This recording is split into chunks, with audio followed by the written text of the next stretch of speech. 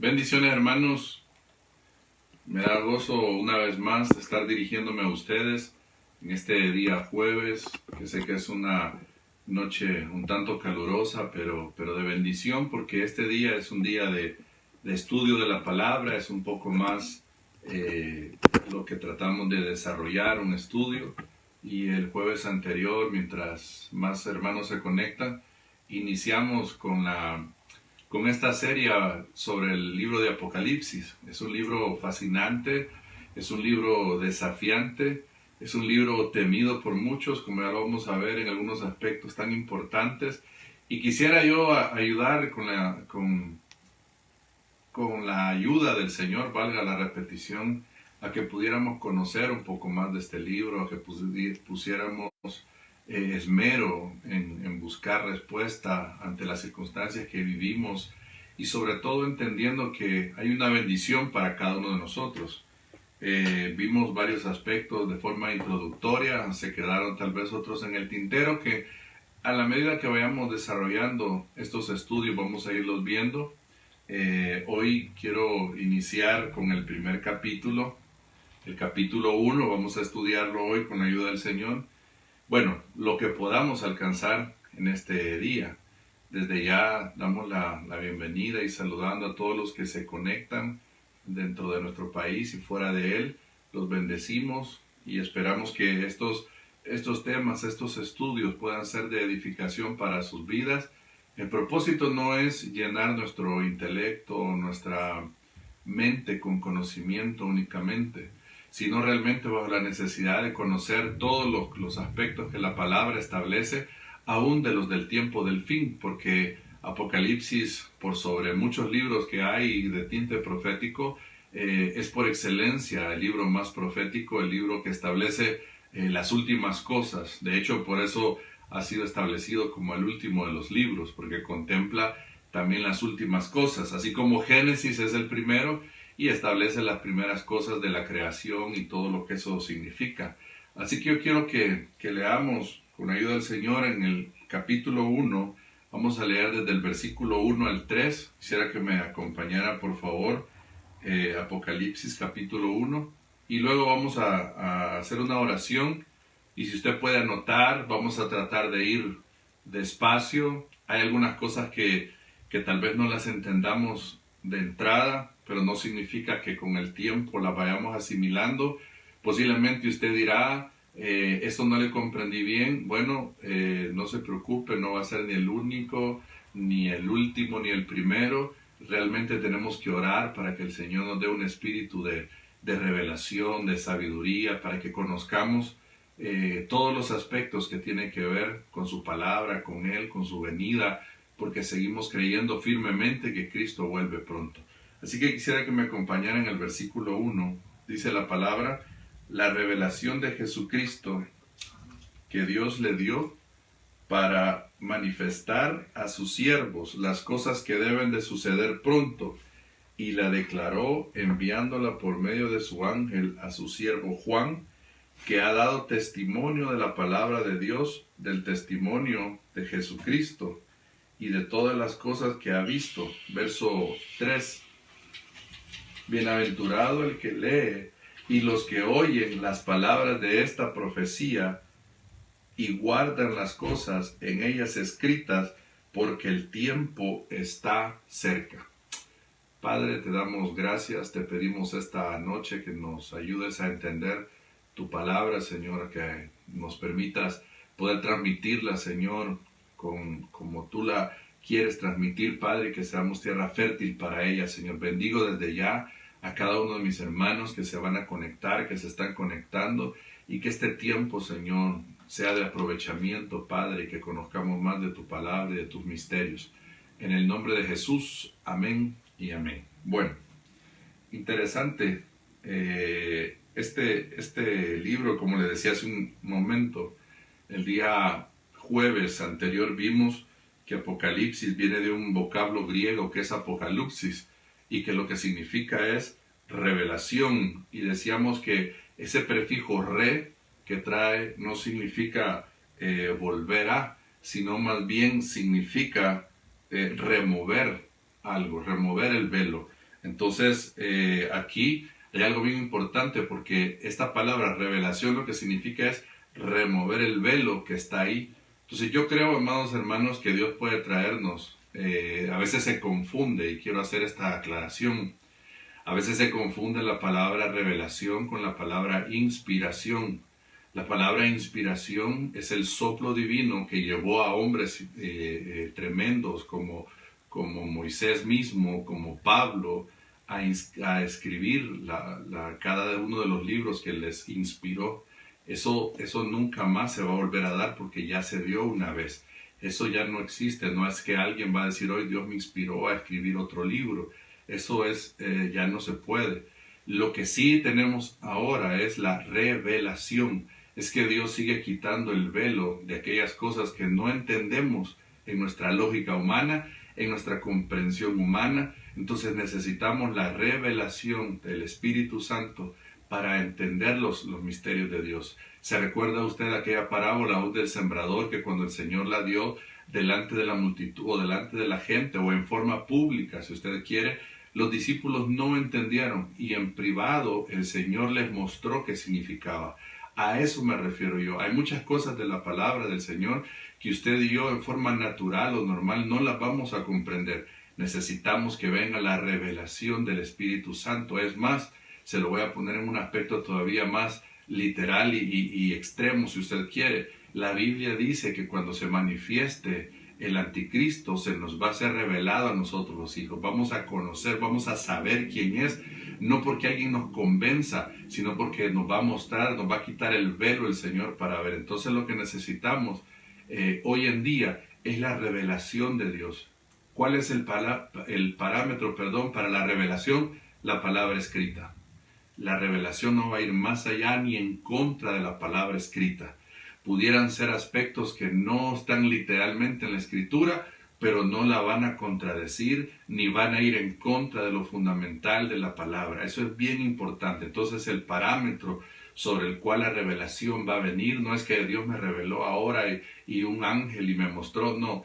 Tiene que estar filtrado. El apóstol Pablo lo dijo a los Gálatas: si aún yo o un ángel del cielo viniera y les anunciare otra cosa, algo diferente de lo que ya les dije, eso es anatema. Entonces esos son los parámetros bien importantes a entender. Entonces algunos aspectos ya para entrar en el estudio de esta noche, quiero que veamos, vamos a meditar en esos 3 versículos porque el primer capítulo lo vamos a dividir en 3 secciones. La primera sección es el prólogo, es como lo primero del libro, como lo que apertura el libro, que es lo que vamos a ver ahorita. Luego viene un saludo, que es algo característico en muchas de estas cartas. Y lo último, viene una visión de lo que Dios estaba queriéndole mostrar a su siervo. Entonces, vamos a empezar con los aspectos de este primer prólogo. Entonces, el número 1, recordar lo que hablábamos, la revelación de Jesucristo. ¿Qué significa esto? Que es Jesucristo quien hace la revelación. Es decir, los medios que Él puede usar son diversos, pero la revelación viene de Cristo. En este sentido, hablando del libro propiamente, quien es el que descubre el velo para que venga a salir a luz estas verdades que estaban ocultas para muchos aún de los mismos discípulos. No fue a todos que se les reveló de la misma manera que lo hizo el Señor al apóstol Juan. Lo segundo que yo quiero que note, el segundo aspecto, es que dice que el Apocalipsis o esta revelación es para mostrar a sus siervos. Esta palabra siervos es la misma palabra que se utiliza para esclavo, es la palabra doulos. Y esto es bien importante porque desde que creímos en el Señor fuimos comprados por precio. Ahora usted y yo somos siervos del Señor. Ahora usted y yo somos esclavos de Él. ¿Qué significa esto? Que entonces este libro, esta revelación es para usted y para mí, si somos hijos de Dios, si hemos nacido de nuevo y si conocemos a Cristo como nuestro Señor y personal Salvador. Desde ese momento usted y yo nos volvemos siervos de Él. ¿Qué significa? Que entonces, como le vuelvo a insistir, que este libro es para usted y para mí. Yo no sé cuántos se consideran siervos de Dios, pero si usted ha nacido de nuevo, usted es un siervo, una sierva del Señor. Amén. Entonces, es importante esto. Y dice, para mostrar a sus siervos, lo que debe suceder en breve. Esta palabra en breve no significa que iba a suceder en forma inmediata cuando lo dio. Más bien dice en este estudio que lo que significa es que cuando se inicie va a suceder con rapidez. Es decir, amados hermanos, aquí hay algo bien importante que posiblemente en otro momento lo compartamos porque está aunado a todo esto. La semana 70 de Daniel todavía no ha comenzado. Estamos en un paréntesis, estamos en la semana 69. Significa que tarde o temprano inicia, estamos en un stand-by, estamos en un alto, estamos en un stop de Dios en este momento. Entonces todo lo que Dios estableció que se iba a venir ejecutando, Dios le ha puesto un alto porque está tratando con aquellos. Dice la Biblia a través del apóstol Pedro que Dios no retarda su promesa como algunos tienen o algunos lo piensan, sino que Él está esperando que todos procedan al arrepentimiento para que le conozcamos. Entonces, esto es bien importante. Entonces, en este paréntesis, Dios está esperando que más gente le conozca. Y si usted me está escuchando y nunca le ha entregado su vida a Cristo, y el Señor está esperando que tú te entregues, porque pronto está por venir. Entonces, lo que va a suceder inmediatamente. El tercer aspecto que vamos a ver es, y es algo también interesante, es el testimonio. Dice la palabra en el versículo que leíamos, que ha dado testimonio de la palabra de Dios, hablando del apóstol Juan. Entonces, mire aquí bien curioso, porque entonces este testimonio habla de la palabra de Dios, porque como le decía hace un momento, toda revelación procede precisamente de Dios a través de su palabra. No va a revelar algo distinto a su palabra. Viene en el marco de la palabra escrita, aunque hayan experiencias, aunque hayan cosas nuevas, entre comillas, amados hermanos, pero no va a salir de los principios bíblicos de la palabra. La salvación por fe, por ejemplo, y no por obras, por gracia. Todo eso de las cosas fundamentales, por sobre todas las cosas, Dios no va a cambiar. Entonces, ver a través de la palabra y habla del testimonio de Jesucristo, pues obviamente Él es el objeto principal de la profecía. Esta palabra, cuando dice acá que Juan es todo lo que vio, significa que Juan lo presenció, lo experimentó. Él está declarando algo que se le manifestó a él.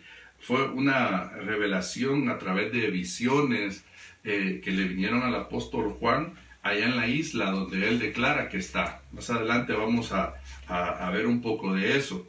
Entonces, este tercer aspecto nos establece que lo que Juan va a hablar es verdadero, porque él fue testigo, a él se le mostró todo eso. Y ya vamos a ver más adelante, en donde se habla también de nuestro Señor como el testigo fiel. El cuarto aspecto que quiero que veamos es la bienaventuranza. Esto es importantísimo, porque dice el versículo 3, bienaventurado el que lee y los que oyen las palabras de esta profecía y guardan las cosas en ellas escritas, porque el tiempo está cerca. Entonces, imagínense esta bienaventuranza. En el libro de Apocalipsis se habla de 7 bienaventuranzas. Esta es la primera de ellas. Bienaventurado el que lee, los que oyen, imagínense, y los que guardan. Esto es bien importante, porque la palabra bienaventurado en la Biblia significa aquel que disfruta el favor de Dios y recibe las bendiciones de lo alto. 3 veces dichoso, dicen algunos, lo ponen. Entonces, el libro de Apocalipsis, aquí hay algo bien importante en esto.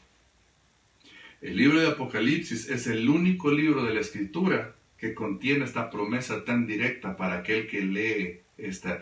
Es decir, la Biblia es una bendición para todo el que la lee. Pero el único libro que todavía hace un énfasis en decir, bienaventurado el que lee, el que oye, el que guarda las palabras de esta profecía, es el libro de Apocalipsis.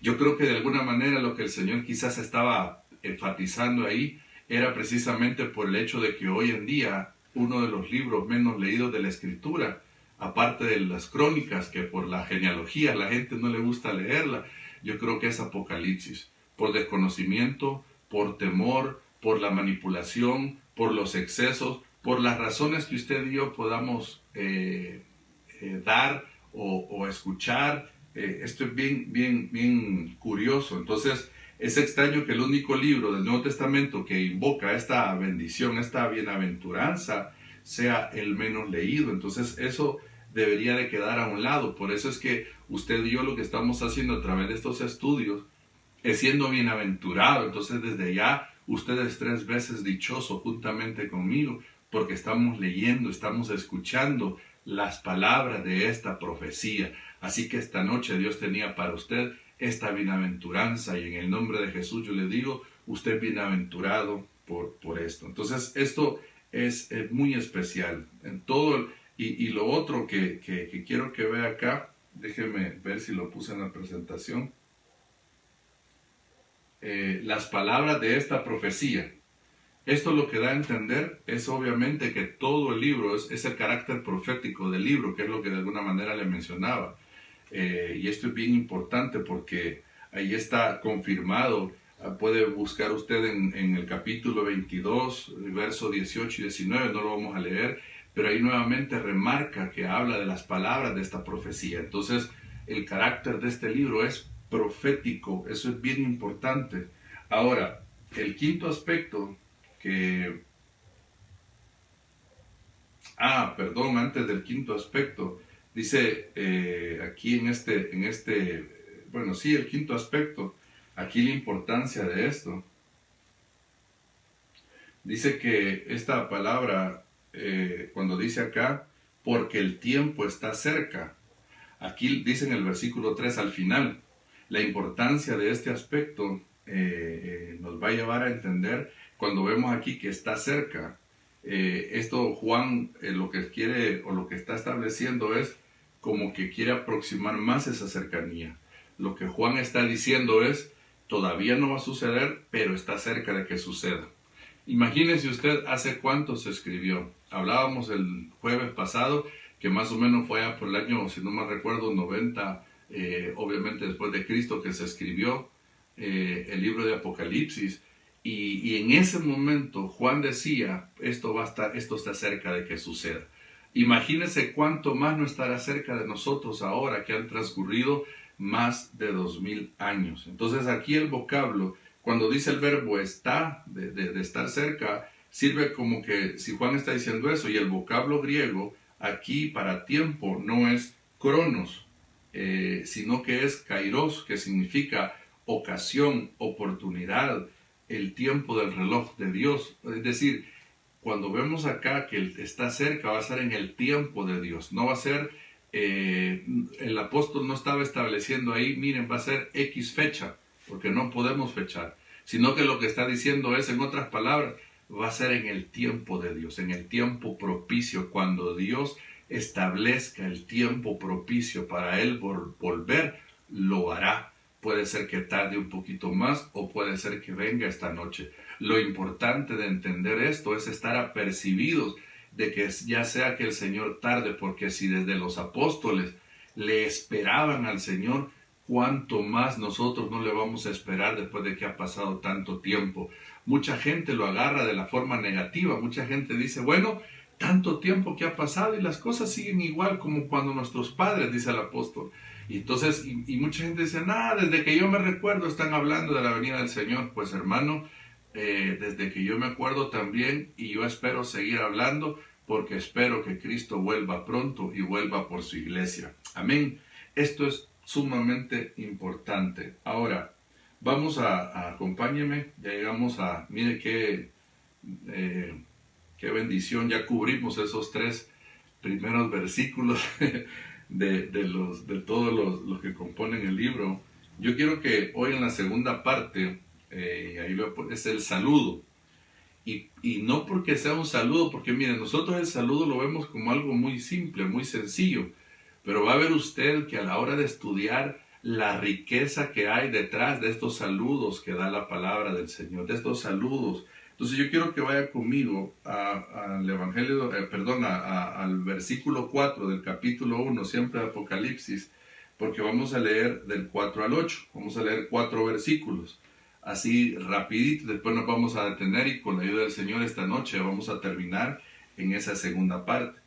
Dice el versículo 4, Juan, a las 7 iglesias que están en Asia, gracia y paz a vosotros del que es y que era y que ha de venir, y de los 7 espíritus que están delante de su trono, y del Señor Jesucristo, el testigo fiel, el primogénito de los muertos, y el soberano de los reyes de la tierra. Mire qué importante esto, y el soberano de los reyes de la tierra, al que nos amó y nos lavó de nuestros pecados con su sangre, y nos hizo reyes y sacerdotes para Dios su Padre. A Él sea la gloria, el imperio, por los siglos de los siglos. Amén. He aquí que viene con las nubes, y todo ojo le verá, y los que le traspasaron, y todos los linajes de la tierra harán lamentaciones por Él. Sí, amén. Yo soy el Alfa y la Omega, el principio y el fin. Esto es bien importante. Dice el Señor, el que es y que era y que ha de venir, el Todopoderoso. Amén, aleluya. El que ha de venir. Mire qué importante es. Todos los linajes se lamentarán, pero dice todo ojo le verá. Aquí es bien importante algo que aclarar. Como algunos aspectos vamos a ir entrelazándolas. Es bien importante separar 2 aspectos. Sabemos que el Señor, creemos en el rapto de la iglesia, en el arrebatamiento de la iglesia. Ese es un evento, amado hermano, que se va a dar previo a la segunda venida del Señor. Cuando la Biblia marca que todo ojo le verá, está hablando de esa venida literal a la tierra. Pero previo a eso, el Señor ha recogido a su iglesia. Otro día vamos a hablar específicamente del arrebatamiento. Hay muchas preguntas alrededor y que a la luz de la palabra las podamos contestar. ¿Quiénes se van? ¿Se va toda la iglesia? ¿No se va toda la iglesia? ¿Cuándo va a ser? Podemos pensar que el arrebatamiento será antes de la tribulación, será a la mitad de la tribulación, será después de la tribulación. Todas esas cosas las vamos a ver después, pero hoy estamos meditando acá en estos versículos. Y yo quiero que vea que desde el versículo 4 y el 5, como primer aspecto, porque vamos a destacar también aspectos, en este saludo que Juan está enviando de parte de Dios. Miren lo que dice. Gracia y paz a vosotros del que es y que era y que ha de venir, y de los 7 espíritus que están delante del trono. Esto es bien importante porque el saludo que está enviando acá a las 7 iglesias que estaban ubicadas en esta provincia de Asia, que dicen que hoy es la Turquía moderna, es en esa región en donde estaban ubicadas estas iglesias. Lo importante acá es que las cartas van dirigidas a 7 iglesias.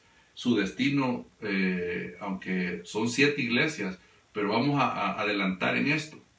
Eran 7 iglesias que geográficamente estaban ahí, pero que marcaron una exhortación, un consuelo, una bendición para toda la iglesia de la tierra, toda la iglesia a partir de ahí en adelante. Esto lo vamos a ver más adelante con un poquito más de precisión, pero quiero establecerle esto. El destino es universal finalmente. O sea, llegó localmente, pero su destino era universal. Por eso usted va a ver que al final de cada una de las 7 iglesias, la frase que se repite es: el que tenga oídos, oiga lo que dice el Espíritu a las iglesias. Esto es bien importante. Entonces, aquí podemos decir que estas 7 iglesias representan 7 tipos históricos o 7 retratos proféticos de las iglesias del pasado o de las del presente y del futuro. Esto es bien importante y vamos a ver acá una forma de poder interpretar, porque hay muchos que ya han querido darle una interpretación a estas cartas de estas iglesias, si era solo para ellas o para quienes eran. Eso es lo que vamos a tratar de desarrollar con la ayuda del Señor. Y podemos decir que aquí lo que sucede lo vamos a ver a 3 niveles. Por eso hemos puesto acá 3 niveles. El primer nivel es a nivel horizontal, pasado. ¿Qué significa esto? Oigan, aquí el sentido literal, gramático e histórico exige que a pesar del simbolismo de que se da en la palabra de las 7, que habla de perfección y habla de que si es algo perfecto, es algo pleno y se va a estar dando, los mensajes se entiendan como enviados a las iglesias específicas en ese lugar. Es decir, en términos prácticos, estas cartas eran solo para esas iglesias en ese tiempo que fue escrita. El siguiente nivel se le llama nivel horizontal continuo. Vea la diferencia, cómo va pasando. Nivel horizontal pasado, nivel horizontal continuo. ¿Qué dice en este continuo? Que estas 7 iglesias representan 7 condiciones distintas en que se hallan las iglesias de cualquier época a partir del siglo I de nuestra era. Esta como que ya va pegando más a la interpretación, a cómo ver estas cartas. Y esto es bien importante porque pareciera sencillo, como les repito, pero trae a mucha gente a decir, bueno, pero ¿a quién se las escribió? ¿Era solo para ellos? ¿Era para nosotros? Usted se recuerda cuando la Biblia habla de que los profetas indagaban y inquirieron preguntando acerca de qué personas y qué tiempos eran aquellas cosas que ellos estaban recibiendo, y el Señor les mostró a ellos que no era para ellos, sino que era para alguien después de ellos. Eso uno va a entender que las cartas, hay promesas, hay aspectos que sí fueron literal para ese momento y ahí se acabó, pero vamos a entender que hay otros aspectos, amados hermanos, que tiene algo distinto para esta época, que fueron escritas, pero que han quedado escritas para nuestra ilustración, para nuestra bendición, para nuestro ejemplo, para nuestra enseñanza. Entonces, aquí en este sentido que estamos viendo, este segundo aspecto, es lo que habla aún Romanos, capítulo 15, verso 14. Solo anótelo y usted va a ver ahí lo que le acabo de decir, que estas cosas fueron escritas para nosotros que nos alcanzaron el final de los tiempos. Ahora, aquí hay algo bien interesante, porque el tercero es un nivel vertical histórico. Este nivel vertical histórico, según el cual cada iglesia representa un determinado período de la historia de la iglesia.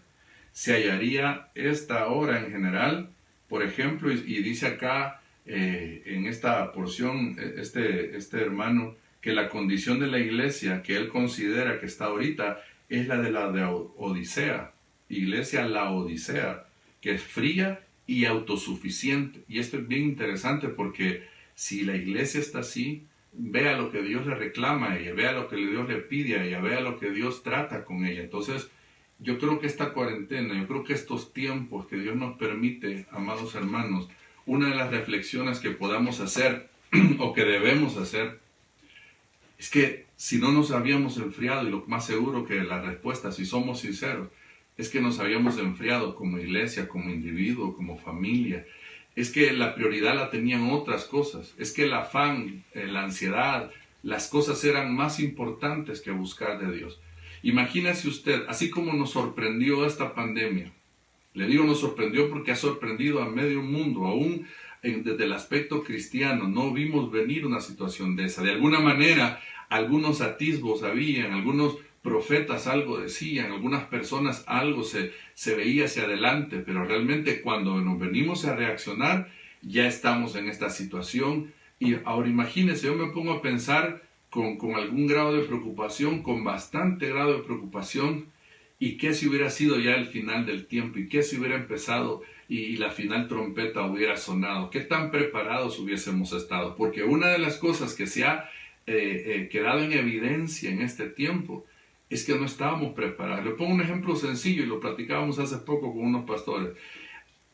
Esta parte de tecnología para muchos de nosotros se nos ha complicado un poco más. A algunos se les ha facilitado un poco más porque ya venían trabajando. No estábamos preparados. Hay iglesias que no están pudiendo transmitir mensajes como usted y yo tenemos la bendición de recibir porque no se estaba preparado para eso. Ahora, en algo tan sencillo como eso, me queda a mí en evidencia algo, hermano, qué tan preparados estamos para la venida del Señor.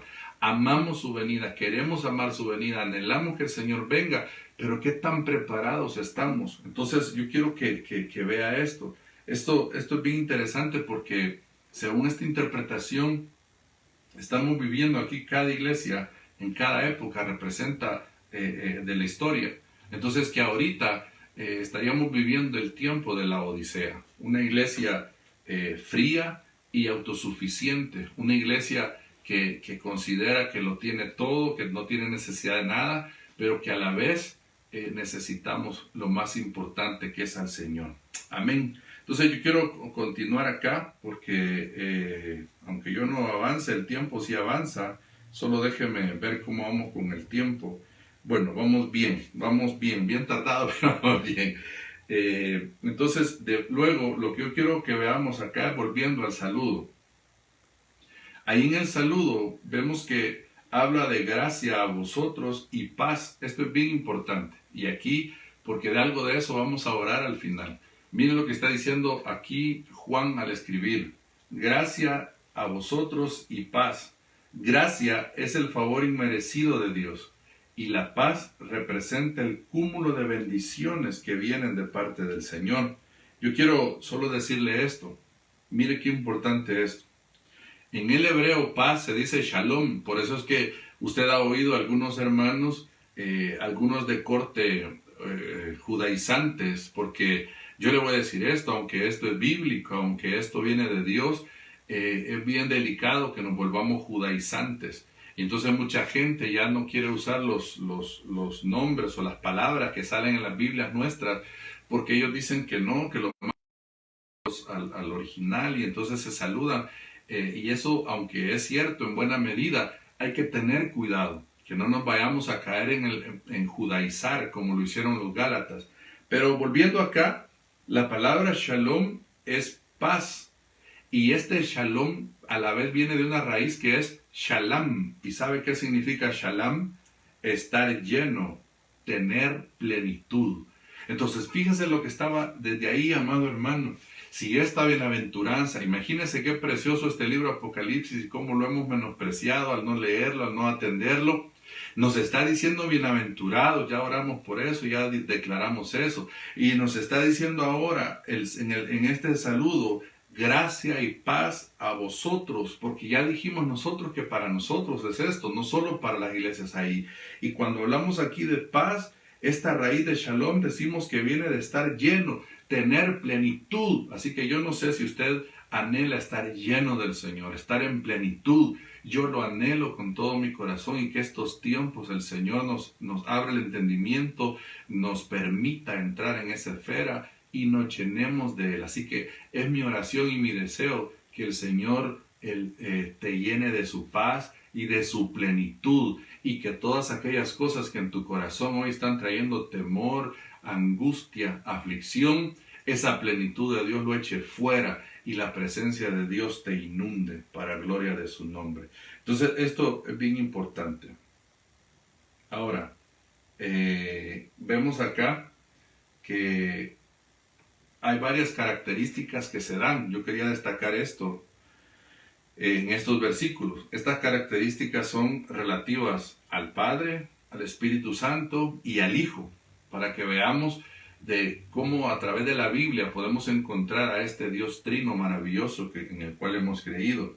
La primera característica describe al Padre como el que es, el que era y que viene. Expresión que usted la va a encontrar porque esto desdobla los tres tiempos de Dios que se conjugan en la eternidad, el yo soy. Esto es bien importante. Cuando la Biblia dice esta expresión, el que es y que era y que viene, esto habla del pasado, presente y futuro. Eso solo se conjuga en el eterno, en el yo soy. Por eso es que ahí puede anotar Éxodo 3:14. Pero a la vez está descrito como características del Espíritu Santo. Ahí se habla del candelero, de los 7 brazos que estaban entre hermano, que nos remonta al tabernáculo, donde se habla de este candelero que estaba entre el arca y el altar de los sacrificios. Así también el Espíritu Santo aparece aquí entre el Padre y el Hijo, y es parte de estos 7 espíritus que están en presencia del trono de Dios. Esto es interesante. Así que lo tercero, y aquí nos vamos a detener un poquito más, es que describe al Hijo. Y mira las características que da del Hijo. Número 1, habla de el Mesías, el ungido, cuando está estableciendo acá acerca de Jesucristo. Yo quiero que vea esto, el Mesías, el ungido. Número 2, habla de que es el testigo fiel. Y aquí es donde de alguna manera me adelantaba yo y le decía que íbamos a profundizar. Esta palabra fiel es del griego pistos, fiel, fiable, fidedigno, que es un grado mucho más elevado que creyente. Imagínense qué importante es un grado más elevante, elevado que creyente. Esto es muy curioso, porque acá, antes de leer el tercero, aunque ya le di ya el tercero, entonces Jesús dio testimonio fiel durante toda su vida. Y entonces podemos concluir que nadie es tan fiel como nuestro Señor Jesucristo. Él es el testigo fiel, dice acá. Él es el testigo fiel. Podemos confiar en el Señor, que lo que Él ha hablado, Él será fiel en cumplirlo. Fiel es el que lo prometió, fiel es el que lo va a cumplir. Esto es muy, muy importante. También se le llama como el primogénito de los muertos. Esta característica o esta cualidad que le dan al Señor tiene un doble sentido, esta frase. En este doble sentido, no lo puse ahí en la presentación, solo se lo voy a leer. En primer lugar, establece que fue el primero en salir de la tumba, porque eso nos habla, esto de ser el primogénito. Y esto, recuerde usted, aquí hay un aspecto bien importante. De la tierra salió Adán como ser vivo que había de morir y acarrear muerte a toda su descendencia. De la tierra salió Cristo, es decir, vino a tomar forma humana, forma terrenal, y ser causa de vida para todos los que creen en Él. Vino a nacer del vientre de una mujer, obviamente por obra del Espíritu Santo, y nació y participó de carne y sangre como usted y yo. Pero aquí Él va a ser causa de vida para todos los que creemos en Él. Esa es la única diferencia, la gran diferencia, no la única, la gran diferencia entre el primer Adán y el postrer Adán. ¿Cuál es? Que el primer Adán nos lleva a la muerte, pero el postrer Adán nos lleva a la vida. Y esto es muy importante. El segundo aspecto de esto de ser el primogénito significa que también es heredero de todo lo del Padre, de toda la herencia que el Padre le va a dar. Entonces, esto es bien, bien importante. Él es y nosotros dice la Biblia que somos herederos de Dios y coherederos con Cristo. Amén. Bueno, la siguiente, la número 4, dice que es el soberano de los reyes de la tierra. Fíjese que estas cualidades, ¿por qué me he detenido a que las vayamos viendo así un poco más despacio esto? Porque pudiéramos saltarnos varias de estas cosas, para que usted vea que todo lo que le cantamos al Señor tiene una razón de ser. Cuando le cantamos o cuando le exaltamos que Él es el primogénito, que Él es el alfa y el omega, que Él es el soberano, todo tiene una razón de ser y un entendimiento lógico de todo esto.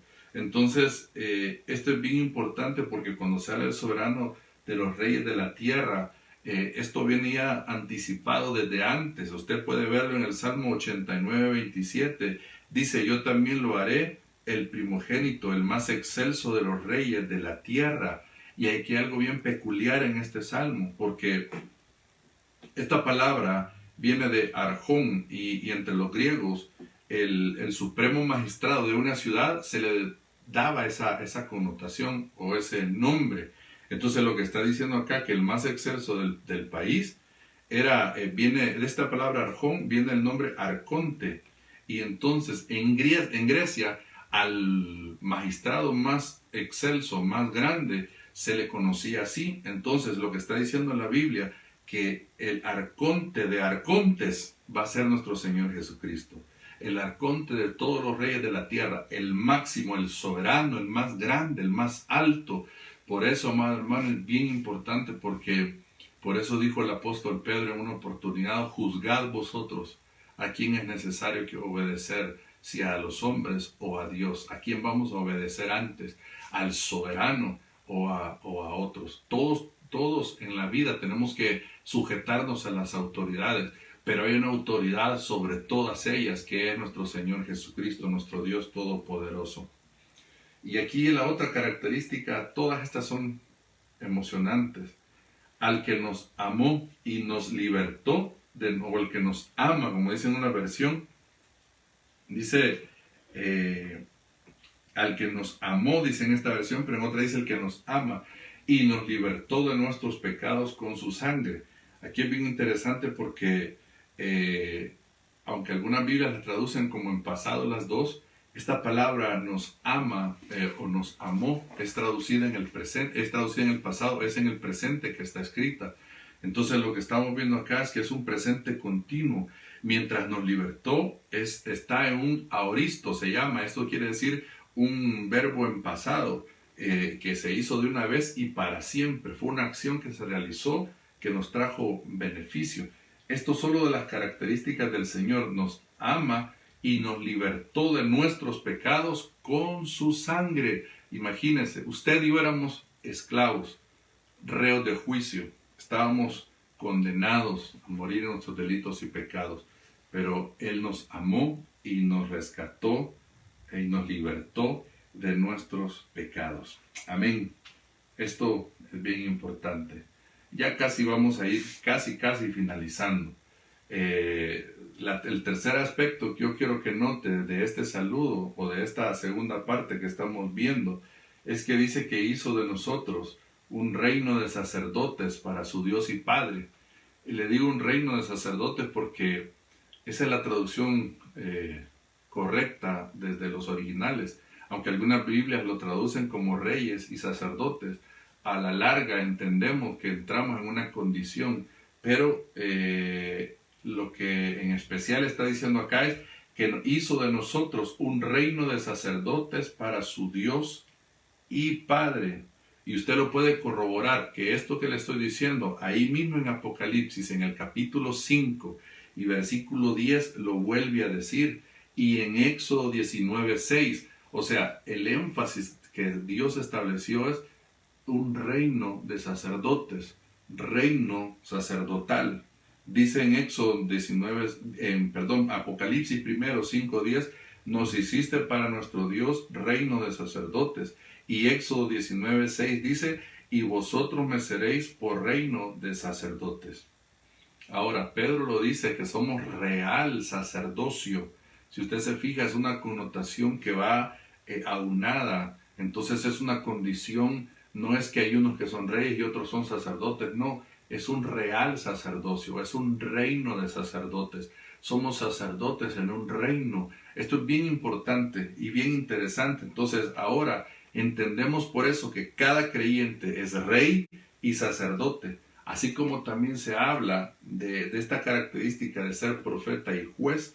Esto es bien interesante. Entonces, pero quiero avanzar acá a la número 4, porque algo que es bien importante acá es que estos títulos no son solo por darlos, no es algo tanto honorífico u honorario que se está haciendo acá, sino que la finalidad es exaltar al Señor. Dice en este aspecto que nos hizo reyes y sacerdotes dice el versículo, para su Dios y Padre, hablando de nuestro Señor Jesucristo. Entonces tenemos un propósito, tenemos una finalidad para su Dios y Padre. Esto es bien importante. El quinto aspecto, ahí en el versículo 6, está terminando con esta doxología, que es una alabanza que se da, que Juan dirige a Jesucristo, conforme lo está exigiendo acá. A Él sea la gloria y la soberanía por los siglos de los siglos. Amén. Entonces esto es bien importante porque vea usted cómo se le rinde exaltación a Jesucristo.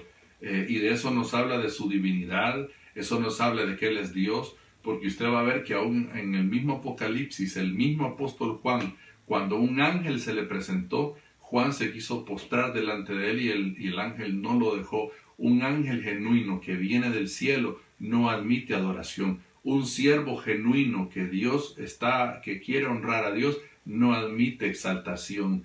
Hombres y mujeres y aún seres angélicos que admiten adoración, que admiten veneración, que admiten pleitesía, no pueden estar representando a Dios. Es imposible bíblicamente hablando. Por eso es que usted, amado hermano y amigo que me ve, tengamos mucho cuidado, y me incluyo yo, en estar exaltando a hombres, en estar exaltando aún hombres que hasta ya partieron, que ya fallecieron, por muy santos que les consideremos, por muy grandes que les consideremos. Eso fue en su momento, su recompensa tal vez van a tener si al caso la alcanzan, pero de ahí a recibir pleitesía nuestra no lo puede hacer, no se puede. Ahora, y aquí vamos a ir casi terminando ya en este otro aspecto, porque aquí viene en las nubes y todo ojo le verá, que es lo que decíamos, y los que le traspasaron. Fíjese que aquí es bien interesante porque cuando habla aquí de que los que les traspasaron, porque está hablando de la segunda venida del Señor y obviamente está hablando de que no va a venir ya a recoger a la iglesia, sino que a establecer su reino. Entonces es algo bien importante. Todo ojo le verá, todo ojo. Hoy con la internet, hoy con la televisión, con los satélites, esto es bien importante. Pero le decía yo de que dice que algunos que los traspasaron, muchos se han referido directamente a los que lo crucificaron, y yo creo que están incluidos, pero también significa aquellos que llevaron a cabo la crucifixión, judíos culpables de la ejecución, no solo a los soldados romanos que le clavaron la lanza en el costado, o los que le pusieron los clavos, sino aquellos judíos que promovieron la crucifixión, los que le traspasaron. A eso se está refiriéndose esto. Y quiero terminar, aunque hay mucho que hablar, pero el tiempo ya avanzó. Yo soy el Alfa y la Omega, el que es y que era y el que viene, el Todopoderoso. Quiero concluir con esto para que podamos orar unos minutos.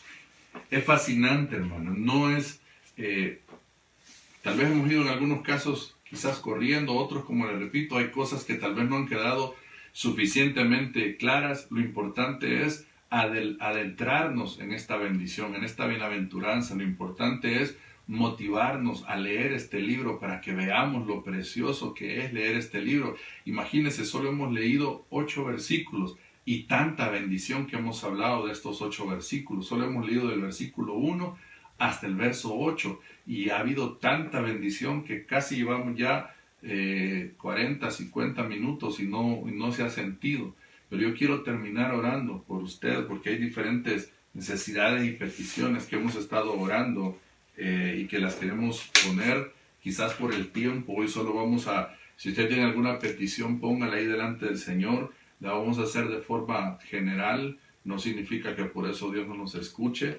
Aquí le quiero enseñar, aquí está la lista de peticiones, y lo que voy a hacer es que voy a poner mis manos acá como que la estuviera poniendo sobre su vida en un acto de fe y sobre la petición que usted está trayendo.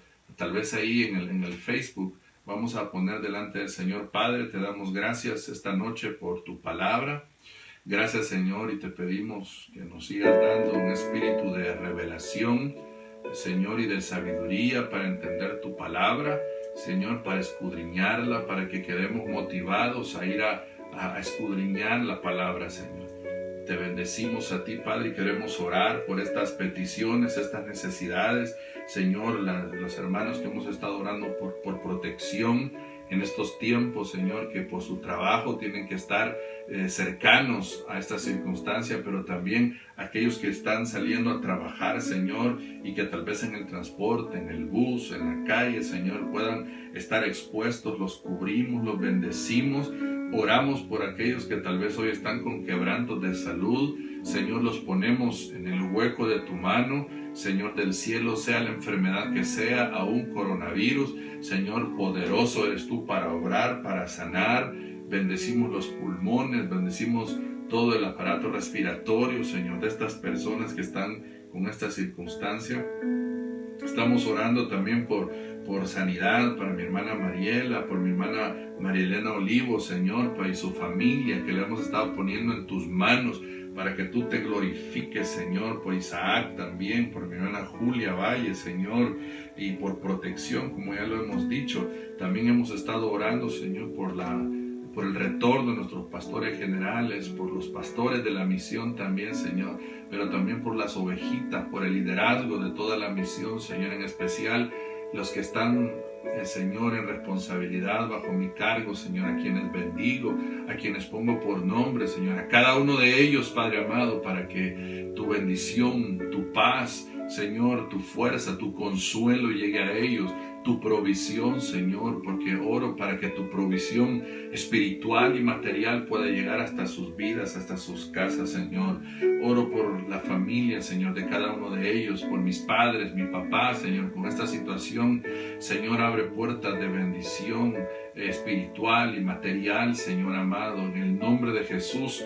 Padre, por mis hijos, mi esposa, mis hermanos, Señor, mis cuñados, Padre, mis sobrinos, mis tíos, Señor amado, la familia de mi esposa, mi suegra, mi cuñado, Señor, las tías, Señor, que están en Estados Unidos, Padre amado, en el nombre de Jesús, por toda la familia Melara, familia Mengíbar, Señor, los ponemos en el hueco de tu mano, Señor amado, para que tú te glorifiques, Señor, en el nombre de Jesús, en el nombre de Jesús, para que los primos, Señor, de mi esposa que también viven fuera del país, por el hermano de mi esposa, Señor, que vive acá, por su matrimonio, su familia, para que tú te glorifiques en todos ellos, Padre.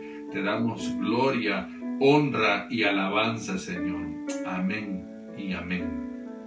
Antes de cerrar la transmisión, amado hermano, solo recordarle, este domingo tenemos Santa Cena. Por favor, prepare desde ya su corazón, prepare a su familia para que en familia podamos ministrar los elementos, y prepare pan y vino, y si no tiene vino, pues jugo de uva, para que podamos compartir ese momento tan maravilloso y poder estar a cuentas con el Señor desde ya, sabiendo que hemos estado diciendo que Cristo vuelve pronto. Que el Señor me lo bendiga, amado hermano, a cada uno de ustedes, y cualquier petición que tal vez no la mencionamos, Dios la conoce y Dios extienda su mano hasta su vida y su casa. Que Dios me los bendiga.